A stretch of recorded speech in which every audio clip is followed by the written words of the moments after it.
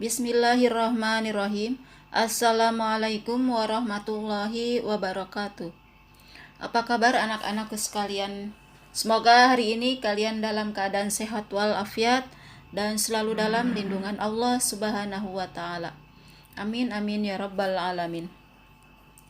Anak-anakku, pada kesempatan kali ini kita akan membahas tentang meneladani sifat-sifat mulia Rasul Allah Subhanahu wa taala, yaitu materi yang terdapat pada bab 8 kelas 8 semester 2.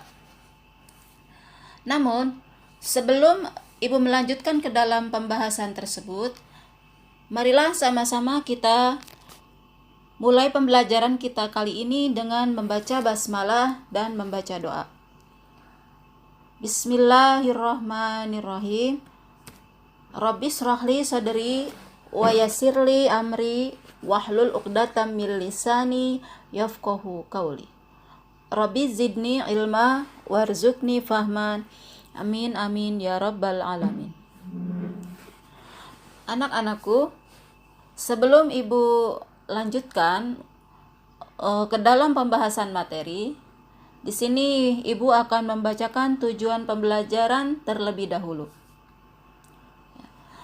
Setelah mempelajari materi ini, kalian harus mampu yang pertama menjelaskan pengertian iman kepada Rasul Allah dengan benar.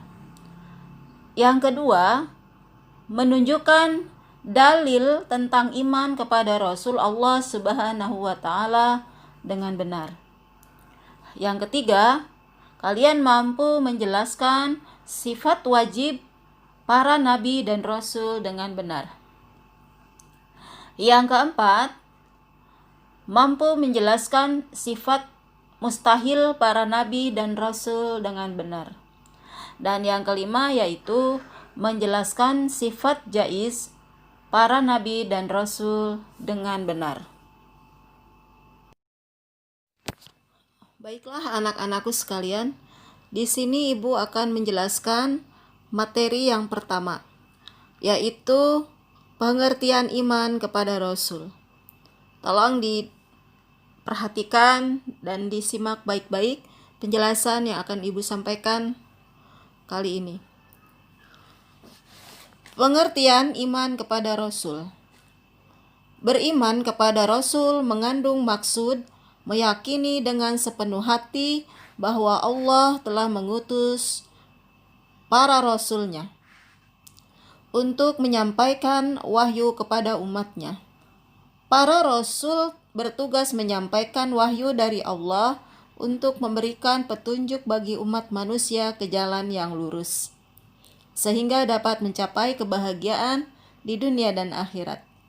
Oleh sebab itu, kita wajib mempercayai dengan sepenuh hati terhadap kerasulan para utusan Allah Subhanahu wa ta'ala tersebut. Sebagaimana firman Allah yang tercantum dalam surat Ali Imran, surat yang ketiga ayat 164. Di sini akan Ibu bacakan ayatnya dan tolong didengarkan dan disimak baik-baik. A'udzu billahi minasyaitonir rajim. Bismillahirrahmanirrahim. Laqad mannallahu 'alal mu'minina idh ba'atsa fihim rasulan min anfusihim yatlu 'alaihim ayatihi wa yuzakkihim wa yu'allimuhumul kitaba wal hikmah wa in kanu min qablu lafi dhalalim mubin. Shadaqallahul azim. Yang artinya, sungguh Allah telah memberi karunia kepada orang-orang beriman ketika Allah mengutus seorang Rasul Muhammad sallallahu alaihi wasallam di tengah-tengah mereka dari kalangan mereka sendiri, yang membacakan kepada mereka ayat-ayatnya, menyucikan jiwa mereka, dan mengajarkan kepada mereka kitab, Al-Quran, dan hikmah, sunnah, meskipun sebelumnya mereka benar-benar berada dalam kesesatan yang nyata. Surat Ali Imran ayat 164. Ayat tersebut memberikan penjelasan kepada kita bahwa Allah mengutus Rasul dari kalangan manusia sendiri, sehingga dapat diteladani umat Islam wajib mengimani seluruh Rasul yang diutus oleh Allah Subhanahu wa Ta'ala. Kita tidak hanya diperintahkan untuk mengimani Nabi Muhammad Shallallahu Alaihi Wasallam, tapi juga harus meyakini seluruh utusan Allah sepanjang zaman yang jumlahnya ada 25 Rasul. Yang selanjutnya yaitu tugas para Rasul. Para Rasul memiliki tugas yang diamanatkan oleh Allah Subhanahu wa Ta'ala kepada mereka sebagai manusia terpilih yang sengaja diutus oleh Allah untuk memperbaiki keadaan umatnya. Adapun secara rinci tugas dari para rasul adalah sebagai berikut. Yang pertama, sebagai pembawa ajaran tauhid yang benar, yaitu mengesahkan Allah dan meluruskan kembali ajaran tauhid yang sesat di kalangan umatnya. Yang kedua, sebagai pembawa kabar gembira bahwa hamba-hamba Allah yang taat kelak akan mendapatkan balasan kebaikan di surga. Yang ketiga, sebagai pemberi peringatan bahwa manusia yang ingkar, berbuat kejahatan, maksiat, dan menganiaya akan mendapatkan balasan di neraka. Dan yang keempat, membina kehidupan manusia agar menerapkan akhlak yang mulia. Jadi itulah ada 4 tugas yang sudah Allah amanahkan kepada Rasul untuk disampaikan kepada kita sebagai umatnya.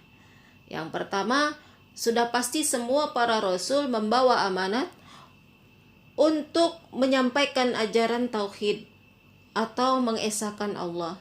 Tak ada lagi Tuhan yang disembah kecuali Allah Subhanahu wa Ta'ala.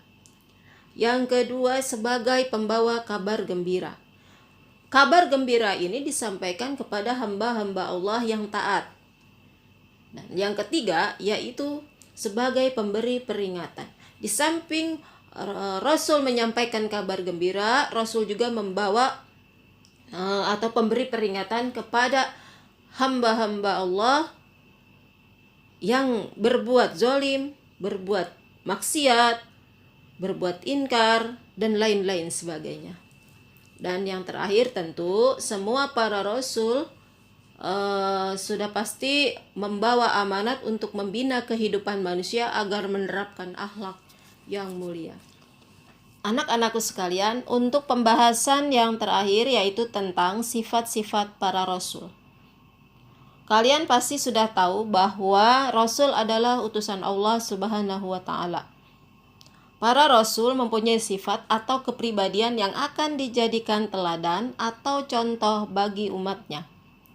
Selain sifat wajib yang harus dimiliki oleh para rasul, juga ada sifat mustahil dan sifat jaiz. Sebelumnya, Ibu akan jelaskan bahwa sifat wajib itu adalah sifat yang harus, yang pasti ada pada diri rasul.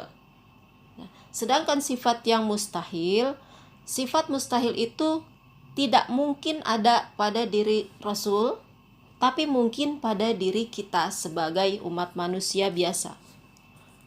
Ya, dan yang ketiga yaitu sifat jaiz.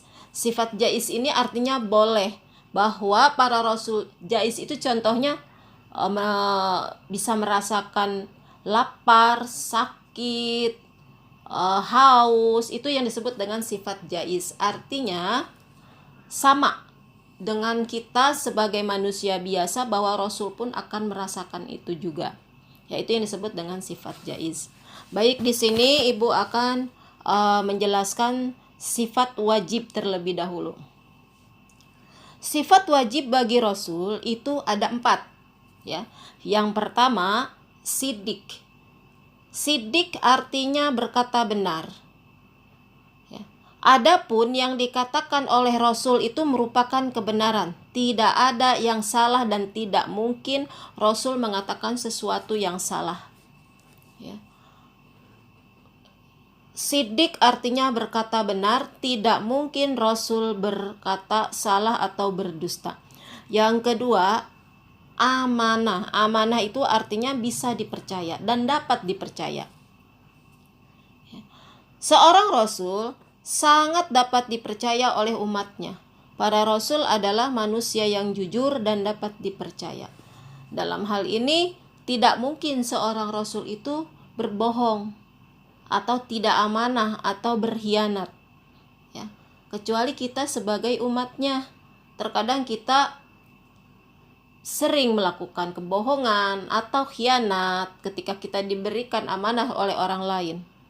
Dan yang ketiga yaitu tabligh. Sifat wajib bagi Rasul yang ketiga tabligh. Tabligh artinya menyampaikan.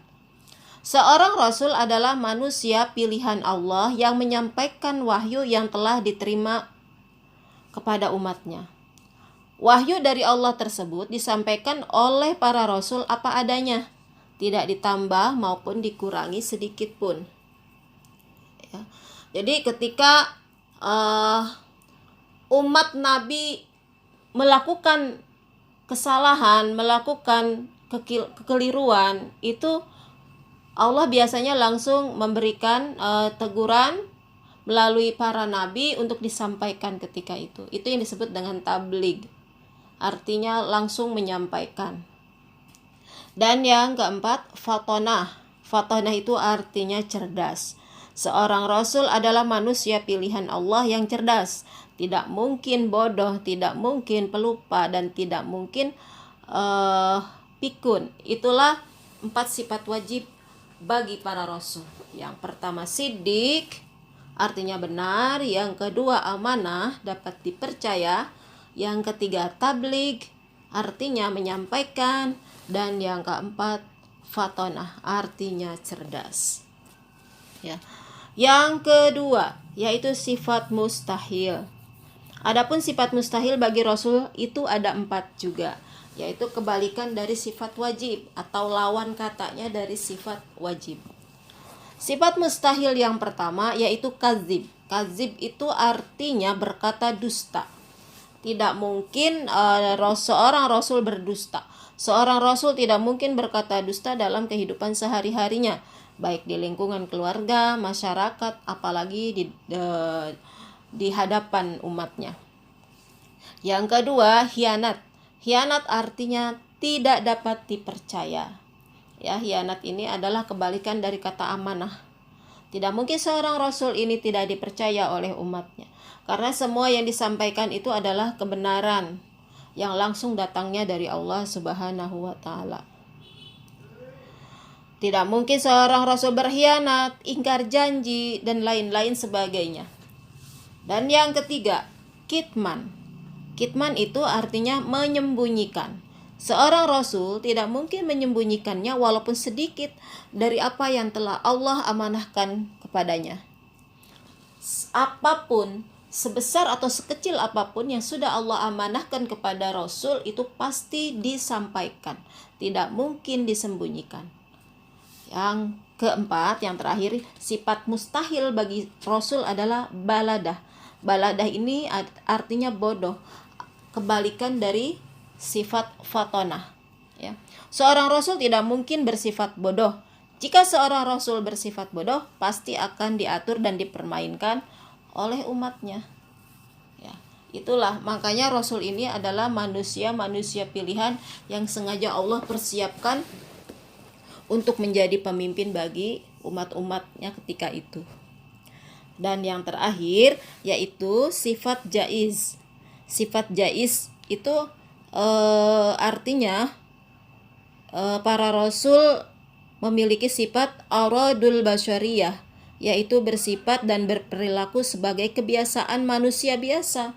Rasul memiliki rasa lapar, rasa haus, rasa sakit, rasa sedih, dan lain-lain sebagainya.